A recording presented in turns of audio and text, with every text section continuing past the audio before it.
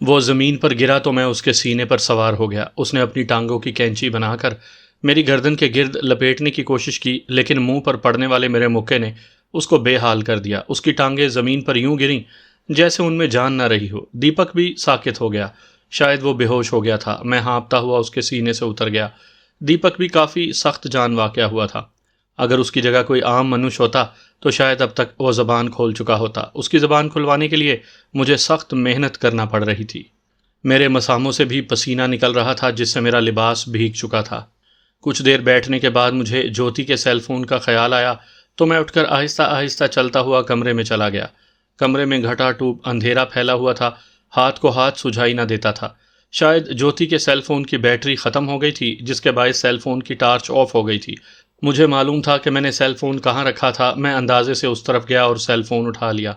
मैं बाहर पहुंचा तो मुझे धचका लगा, क्योंकि मैं जिस जगह दीपक को आलमे बेहोशी में छोड़कर गया था वो वहां मौजूद नहीं था। मैंने पुरगौर नज़रों से कुर्बो जवार में देखा। गो आंखों में मिट्टी के कुछ ज़रात मौजूद थे और चुभन भी हो रही थी, लेकिन आंखें देखने के काबिल हो चुकी थी। मुझे अंदाज़ा हो गया था कि दीपक मुझे धोखा देकर फरार हो गया है। मैं फ़ौरन इमारत से बाहर निकल आया। कुछ ही फासले पर चांद की नीलगूं रोशनी में मुझे एक साया दिखाई दिया, जो लंगड़ा लंगड़ा कर चलता हुआ आगे बढ़ता जा रहा था। मुझे उस पर दीपक का गुमान हुआ। मैं उसके पीछे दौड़ा। मैं उसे किसी सूरत हाथ से निकलने नहीं देना चाहता था। मैं अपनी ही झोंक में दौड़ रहा था और मेरी नज़र दीपक पर थी, इसलिए मैं नज़र ना आने वाले एक गड्ढे में गिर गया। गड्ढे में कीचड़ था और अचानक गिरने के बायस मेरा पैर मुड़ गया था। मैं बामुश्किल तमाम गड्ढे से बाहर निकला। उस तरफ देखा जिधर दीपक गया था। वो मुझे कहीं भी दिखाई ना दिया। शायद वो फरार हो चुका था, लेकिन मुझे उम्मीद थी कि लंगड़ाहट के बायस वो ज़्यादा दूर नहीं जा सका होगा। मैं 100 कदम के लगभग चला होऊंगा कि दफातन मुझे अपने अकब से एक जीप के हेडलैम्प्स की रोशनी दिखाई दी। उसे देखकर मेरा दिल उछल कर जैसे हलक में आ गया। यकीनन वो पुलिस जीप थी और मोड़ पर इस अंदाज में रुकी हुई थी कि उसकी हेडलैम्प की रोशनी इस गली में पड़ रही थी। मैंने पुरगौर नज़रों से देखा तो मुझे 2 पुलिस वाले और एक मुकामी आदमी दिखाई दिया। मेरे दिमाग में फ़ौरन ख्याल आया कि यकीनन गोली चलने की आवाज़ सुनकर किसी ने पुलिस को इत्तला कर दी थी और पुलिस वहां पहुंच गई थी। मैं बुरी तरह फंस चुका था। अगर मैं पुलिस की नज़रों में आ जाता तो वो मेरा बिगड़ा हुलिया देखकर मुझे मशकूक समझ लेते। दीपक के पीछे भी जाना फजूल था। न जाने वो कहाँ निकल गया था। मैं उसे तलाश कर भी पाऊंगा या नहीं। मुझे चांद की मध्यम रोशनी में ऐसी कोई जगह ना दिखाई दी जहां मैं छुप सकता। अचानक मुझे उसी गड्ढे का ख्याल आया, तो मैं वक्त ज़ाया किए बगैर तेज़ तेज़ लंगड़ाता हुआ गड्ढे की तरफ बढ़ा। कबल इसके कि वो पुलिस वाले जीप में सवार होकर इसी गली में आते, मैं गड्ढे के पास पहुंच गया और फिर मैंने पाँव की तकलीफ किए बगैर गड्ढे में उतरने में देर न की। मैं दम साधे गड्ढे में पड़ा रहा। जीप लम्हा बलम्हा इसी तरफ आ रही थी और फासला कम होता जा रहा था। फिर जीप गड्ढे के करीब से गुजरकर आगे बढ़ गई। गली एक बार फिर अंधेरे का हिस्सा बन गई थी। मैं चंद लम्हे गड्ढे में दबका सोचता रहा कि अब क्या करूं। दीपक मेरे हाथों से चिकनी मछली की तरह निकल चुका था। अब ना जाने वो कब मेरे हाथ लगे। तब तक मैं किसी महफूज मुकाम की तरफ मुंतकिल होना चाहता था। चंद मिनट ही गुजरे थे कि पुलिस की जीप वापस आती हुई दिखाई दी। जीप वापस आकर वापस चली गई तो मुझे यूं लगा जैसे मेरे कंधों से बोझ उतर गया हो। अब मेरा वहां रहने का कोई जवाब बाकी ना रहा था, इसीलिए मैं उस तरफ चल दिया जिधर एक वीरान इमारत में मैंने दीपक की कार छुपाई थी। मैंने वीरान इमारत से कार निकाली और हल्की रफ्तार से आगे बढ़ाता गया। मुझे पुलिस का भी धड़का लगा हुआ था कि कहीं उनसे वास्ता न पड़ जाए। मुझे मेन रोड की तलाश थी ताकि मैं इस वीराने से कार निकाल कर ले जाऊं। फिर जैसे ही मैं एक और गली मुड़ा तो मुझे कदरे फासले पर तारकोल की सड़क दिखाई दी। मैंने कार की रफ्तार बढ़ा दी और चंद मिनट के अंदर अंदर मैं मेन सड़क पर पहुंच गया। मेन सड़क पर पहुंचते ही मैंने कार एक सिमत डाली और उसकी रफ्तार में इजाफा करता चला गया। थोड़ा सा फासला अबूर करने के बाद पुररौनक इलाका शुरू हो गया था। दीपक का सेल फोन कार में ही मौजूद था। मैंने उसे उठाकर एक नज़र देखा तो उस पर दीदी के नाम से 8 मिस्ड कॉल्स आई हुई थीं। दीदी के नाम पर मुझे दीपक की बहन राधा का ख्याल आ गया, जिसके बारे में रामू ने मुझे बताया था कि वो विधवा है और दीपक के घर में रहती है। आखिरी मिस कॉल का वक्त रात 10:30 बजे का था, यानी थोड़ी देर पहले ही राधा ने दीपक को कॉल की थी। मुझे ज्योति के सेल फोन का ख्याल आया। मैंने अपनी जेबों को टटोला तो वो मेरी जेब में मौजूद नहीं था। मैं समझ गया कि जब मैं गड्ढे में गिरा था तो सेल फोन वहीं कहीं गिर गया था। मैंने ज्योति के सेल फोन पर लानत भेजी। मुझे उसके सेल फोन की कोई ज़रूरत नहीं थी। अलबत्ता रामू का सेल फोन मेरे पास महफूज था। फिर अचानक ही डैशबोर्ड पर पड़े दीपक के सेल फोन की घंटी बज उठी तो मैंने फ़ोन उठाकर देखा। इस बार भी दीदी की कॉल थी। मैंने कुछ सोचते हुए कॉल अटेंड कर ली। हेलो। मैंने हत्युल इम्कान अपनी आवाज़ बदलने की कोशिश की। कौन? कौन हो तुम? दूसरी तरफ से एक जनाना आवाज़ मेरी समात में पड़ी। ये तो मेरे भाई दीपक का फ़ोन है। दीपक कहाँ है? दीपक बाऊ खैरियत से नहीं है, मैंने जवाबन कहा। क्या मतलब? राधा की चौंकती हुई आवाज़ सुनाई दी। क्या हो गया है मेरे भाई को? बताओ क्या हुआ है उसे? कहाँ है वो इस वक्त? दीपक बाबू बैठे बैठे अचानक बेहोश हो गया है। मैंने बात बनाई। मुझे उसके घर का एड्रेस नहीं पता। अगर आप घर का एड्रेस बता दें तो मैं उसे ले आता हूँ। हाँ हाँ, मैं तुम्हें एड्रेस बताती हूँ, राधा ने बौखलाते हुए कहा। फिर उसने भीम कॉलोनी का बताया जो मुझे पहले से ही मालूम था। मैंने उसे तसल्ली दी और राब्ता मुनक़ता करके कार आगे बढ़ा दी।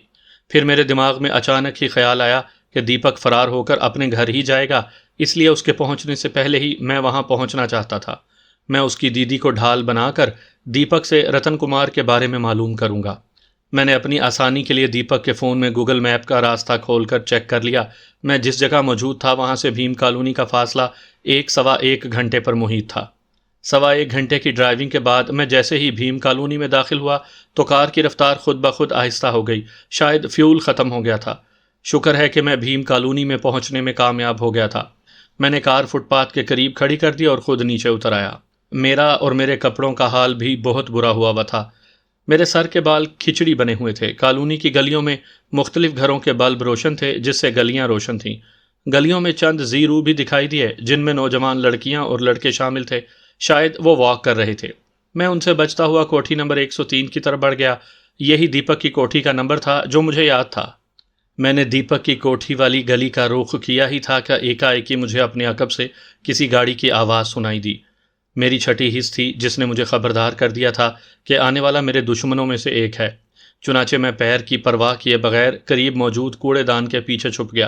ताफुन के बायस मेरा दिमाग फटने को आ गया था, लेकिन मैंने जब्त किया। वो कार थी और जब वो दीपक की कार के करीब से गुजरने लगी तो अचानक वो रुक गई। मैं कूड़ेदान की ओर से थोड़ा सा सर निकाले पुरगौर नज़रों से कार की तरफ देख रहा था। कूड़ेदान वाला हिस्सा तारीकी में डूबा हुआ था, इसलिए मेरा देखा जाना मुमकिन नहीं था। फिर मैंने देखा, कार का दरवाज़ा खुला और एक लड़की बाहर निकली। उस लड़की को देखकर मेरे जिस्म में सनसनाहट की लहरें दौड़ गईं। वो ज्योति थी, जो पतलून और जीन्स में मलबूस थी। उसने दीपक की कार का अच्छी तरह जायज़ा लिया।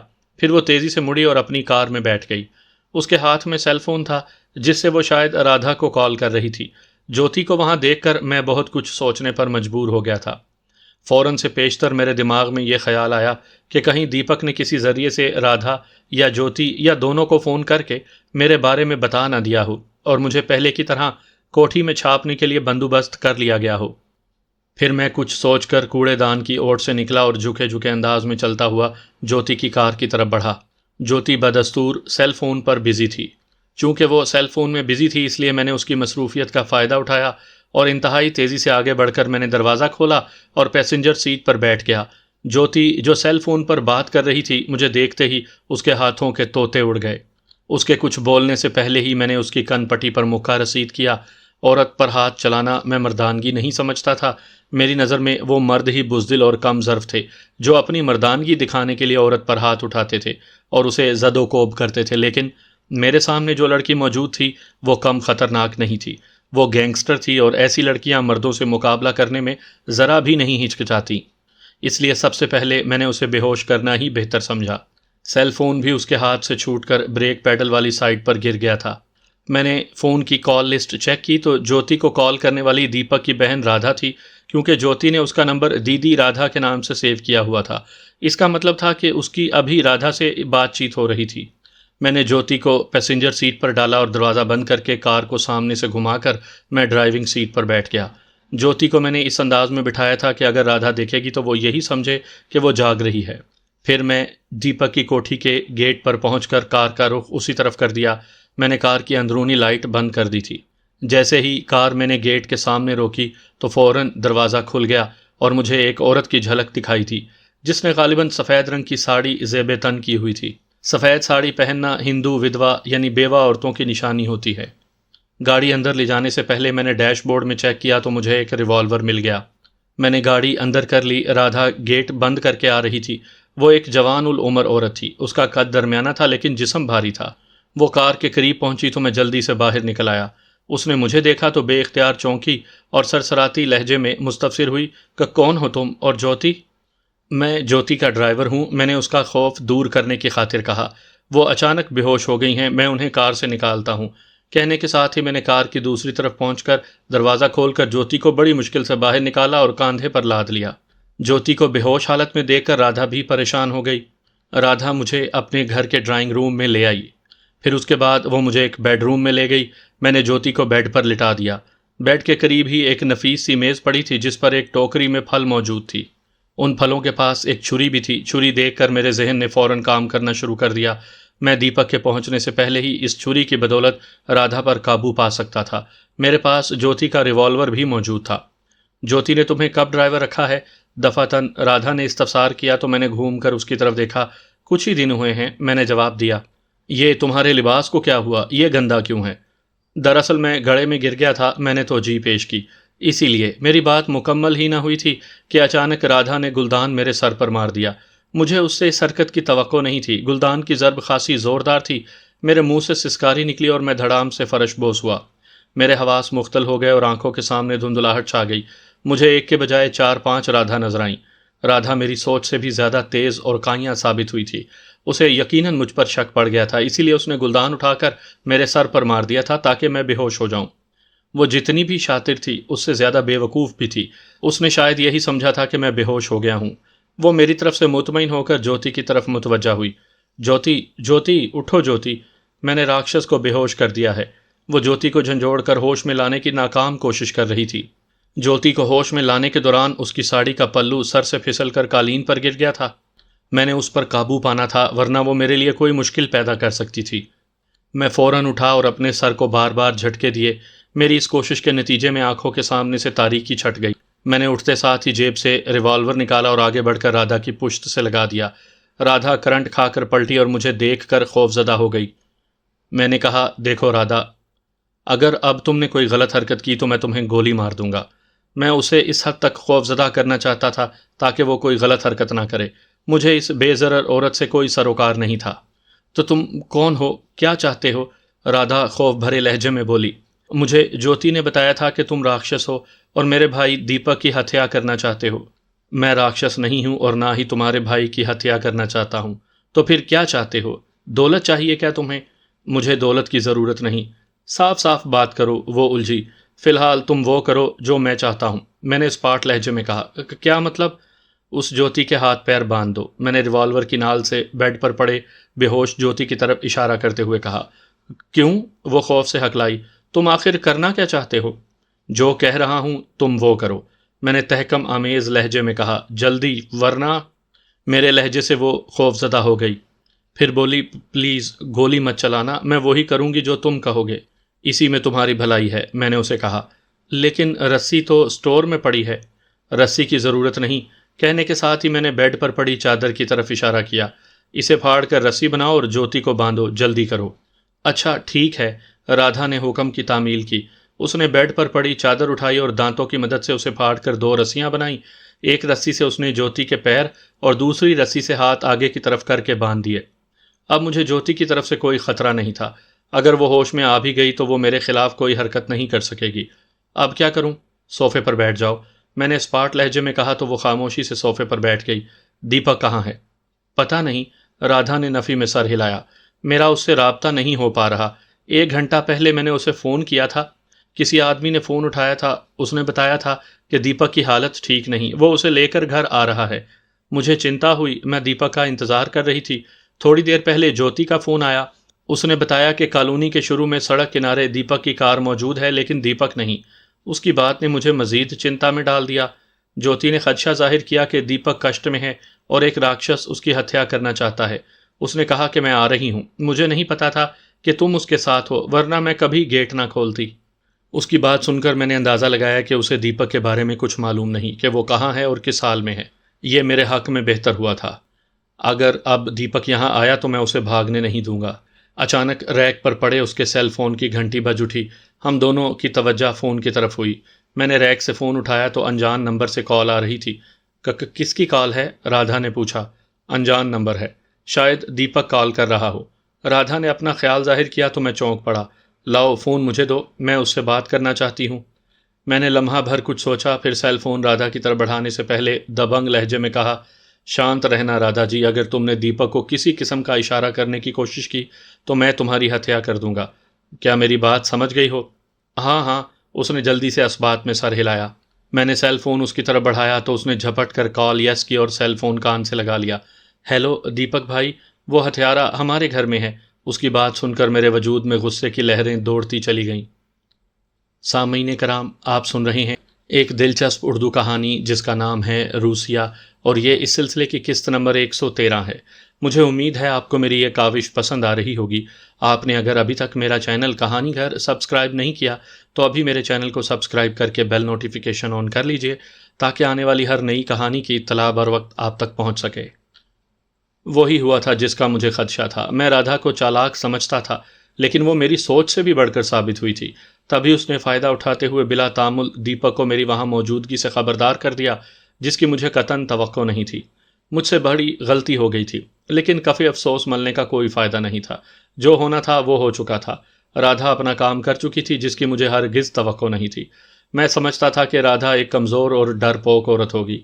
वो डर के मारे दीपक को कुछ नहीं बताएगी, मेरे कहे पर अमल करेगी, लेकिन मैं उसके हाथों बेवकूफ़ बन गया था। इससे पहले कि राधा कुछ और कहती, मैं उल्टे हाथ का थप्पड़ उसके मुंह पर जड़ चुका था। उसके मुंह से चीख निकली और वो घूमकर बेड पर पड़ी ज्योति के ऊपर जा गिरी। उसके हाथ से सेल फोन भी छूटकर कालीन पर गिर गया। गुस्से से मेरा बुरा हाल हो रहा था। मैंने सेल फोन उठाया तो दूसरी तरफ से दीपक की तशवीश भरी आवाज़ सुनाई दी, राधा क्या तुम ठीक हो? क्या हुआ तुम्हें? राधा क्या मेरी आवाज़ सुन रही हो? राधा जवाब क्यों नहीं देती? Hello hello. मैंने गुस्से से होंठ भींचते हुए राब्ता मुनक़ता कर दिया तो दीपक की आवाज़ आना बंद हो गई। मैंने सेल फोन स्विच ऑफ करके रैक पर फेंक दिया। राधा उठकर ना सिर्फ बैठ गई थी, बल्कि उसने मुझे खौफ और गैज़ो गज़ब नज़रों से देखा। उसने अपने रुखसार पर हाथ रखा हुआ था। अंदाज ऐसा था जैसे वो मुझे कच्चा चबाना चाहती हो। लम्हाती तवक्कुफ के बाद वो सांप से मुशाबे आवाज़ में फुंकारी, तो तुमने मुझ पर हाथ उठाया है बालिक। तुम्हें शायद मेरे भाई के बारे में जानकारी नहीं। वो बहुत खतरनाक मनुष्य है। वो तेरी बोटियां उड़ा देगा। वो तेरी बोटियों को कुत्तों के आगे डाल देगा। मैंने अपने गुस्से पर काबू पाते हुए कहा, मिस राधा। मैंने उसे मिस राधा इसलिए कहा था क्योंकि अब वो सिंगल थी। मैं औरतों पर अन्याय नहीं करता, लेकिन तुमने मुझे ऐसा करने पर मजबूर किया। इसकी जिम्मेदार तुम खुद हो। मेरे मना करने के बावजूद तुमने दीपक को मेरी मौजूदगी से बाखबर किया। शायद वो पाखंडी इधर ना आए, और अगर आया तो मुझे घेरने की कोशिश करेगा। आखिर तुम बताते क्यों नहीं हो? मेरे भाई ने तुम्हारा क्या बिगाड़ा है? समस्या क्या है आखिर? मैं ज़ेरे लब मुस्कुराया। शायद वो वाकई दीपक के बारे में नहीं जानती थी कि वो एक रूसियाही इंसान रतन कुमार का मोहरा है। समस्या बहुत अहम है मिस राधा जी। मेरा ख्याल है अगर तुम यही सवाल दीपक से करो तो ज़्यादा बेहतर है, मैंने जवाबन कहा। रिवॉल्वर बदस्तूर मेरे हाथ में था, लेकिन मैं जानता हूँ वो पाखंडी तुम्हें सच नहीं बताएगा। वो खुद को निर्दोष साबित करने की हर मुमकिन कोशिश करेगा और मुझे ही मरूदे इल्ज़ाम ठहराएगा। शायद राधा को बुरा लगा। वो चीख कर बोली, मेरे भाई को पाखंडी मत कहो, तुम्हें इसका कोई अधिकार नहीं। वो गरीबों का हमदर्द है। तंजिया मुस्कुराहट ने खुद ब खुद मेरे चेहरे का अहाता किया। मैंने मतानत भरे लहजे में कहा, राधा जी वो सब दिखावा है, लेकिन शायद तुम नहीं समझोगी। तुम सोफे पर बैठ जाओ, खड़ी खड़ी थक जाओगी। मैंने कुछ सोचकर दरवाजे को अंदर से लॉक कर दिया। राधा पूछने लगी कि तुमने दरवाज़ा क्यों लॉक किया है? मैं चलकर राधा के सामने जाकर खड़ा हो गया। लम्हाती तवक्कुफ के बाद मैंने उसकी बात नज़रअंदाज करते हुए पूछा, राधा जी तुम अपने भाई के बारे में कितना जानती हो? मैं अपने भाई के बारे में तुमसे ज़्यादा जानकारी रखती हूँ, राधा ने जवाब दिया। दीपक जैसे भाई किस्मत वालों के घर जन्म लेते हैं। इस बार मैं तंजिया अंदाज में हंस पड़ा। राधा को शायद मेरा हंसना भी बुरा लगा, लेकिन उसने इजहार नहीं किया। अगर तुम्हें दीपक की असलियत मालूम हो जाए तो शायद तुम्हारा विश्वास, मान सब कुछ टूट जाएगा और तुम्हें उससे नफरत हो जाएगी। लेकिन बात वही है, अगर तुम उससे पूछोगी तो वह साफ मुकर जाएगा और मुझे ही मरूदे इल्ज़ाम ठहराएगा। क्या है उसका असली चेहरा? उसने तुंद लहजे में इस्तफसार किया। उसका चेहरा स्याह है, मैंने बेसाख्ता कहा। राधा जी तुम यूं समझ लो कि उसका एक नहीं दो चेहरे हैं। बाकी तुम उससे पूछ लेना तो ज़्यादा बेहतर रहेगा, लेकिन मुझे नहीं लगता वो तुम्हें अपने करतूतों के बारे में बताएगा। मुझे तुम्हारी कोई बात समझ में नहीं आ रही। राधा होंठ भींच कर मुस्तफसिर हुई। उसके लहजे से साफ महसूस हो रहा था कि वो उलझ गई है। ये रतन कुमार कौन है? भगवान के लिए मुझे सीधी तरह बताओ कि तपस्या क्या है? मेरा भाई कैसे अपराधी हो सकता है? तुम्हारा भाई अपराधी है राधा जी। फिर मैंने बेड पर बेहोश पड़ी ज्योति की तरफ इशारा किया। तुम ज्योति से पूछ सकती हो, क्योंकि ये दीपक का दायां हाथ है और दीपक रतन कुमार का दायां हाथ है। कुछ ही देर के बाद वो मेरी तरफ देखते हुए बोली, तो उसके लहजे में गैर यकीनी की रमक शामिल थी। नहीं, मुझे यकीन नहीं आ रहा। ये तो बहुत मासूम और नेक नारी है। उसकी बात सुनकर फिर बेइख्तियार मेरी हंसी छूट गई। इस दुनिया में कई लोग ऐसे हैं जो दो चेहरे रखते हैं, जाहिर कुछ और बातिन कुछ, और ऐसे मासूम और सादा लोग भी मौजूद हैं जो रूसियाही लोगों को नहीं पहचान पाते। वो उन्हें पवित्र, नेक और ना जाने क्या क्या समझते हैं। तुम हंस क्यों रहे हो? राधा ने तुरशरोई से पूछा। तुमने ज्योति को मासूम और नेक नारी कहा, इसलिए मुझे हंसी आ गई। मैंने अपनी हंसी को रोकते हुए कहा, तो क्या मैंने गलत कहा? 100% गलत। मैंने कहा, यह वो नागिन है जिसका डसा पानी भी नहीं मांगता। तुमने इसका सिर्फ एक रूप देखा है, दूसरा रूप देखोगी तो हैरत से तुम्हारा हार्ट फेल भी हो सकता है। आखिरी बात मैंने आजरा मजाक कही थी। ये और दीपक दोनों अपनी पारसाई का ढोंग रचाते हुए तुम्हें बेवकूफ़ बना रहे थे राधा जी। ये एक ऐसे गैंग के लिए काम करते हैं जिसका तुम तसव्वुर भी नहीं कर सकती।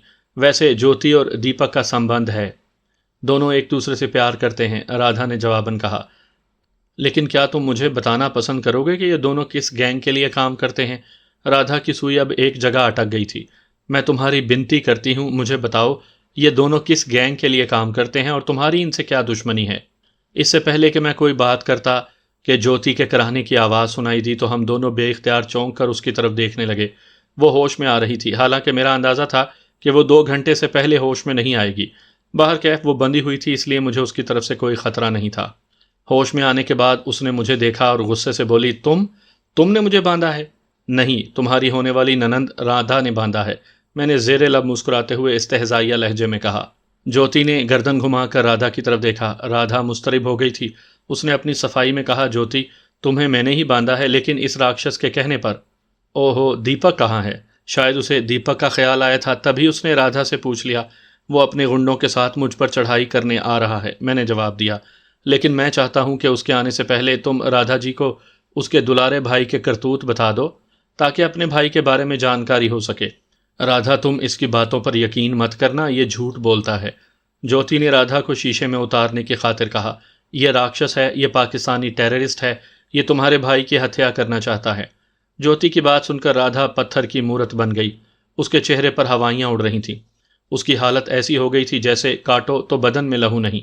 वो एक बार फिर मराकबे में चली गई। मुझे मुतलिक परवाह नहीं थी। अच्छा, मैं टेररिस्ट हूँ और जो तुम दोनों मिलकर रतन कुमार के साथ काम कर रहे हो वो क्या है? क्या वो टेररिज्म के ज़ुमरे में नहीं आता? कहने के साथ ही मैं उठकर ज्योति की तरफ बढ़ा। अपनी तरफ मुझे बढ़ते देखकर ज्योति की सिट्टी गुम हुई। वो कसमसाई जैसे खुद को आज़ाद करने की कोशिश कर रही हो। रुक जाओ, मेरी तरफ मत आओ, ज्योति गुर्राई। मैंने रिवॉल्वर उसकी पेशानी पर रख कर कहा कि तुम राधा जी को दीपक और अपने करतूत बताना पसंद करोगी या मैं तुम्हारा भेजा उड़ा दूं। रिवॉल्वर की नाल अपनी पेशानी पर देखकर ज्योति के चेहरे पर पहली बार खौफ के तासुरात उभरे। उसकी आंखों की पुतलियां और रिवॉल्वर की नाल पर ही जमी हुई थीं।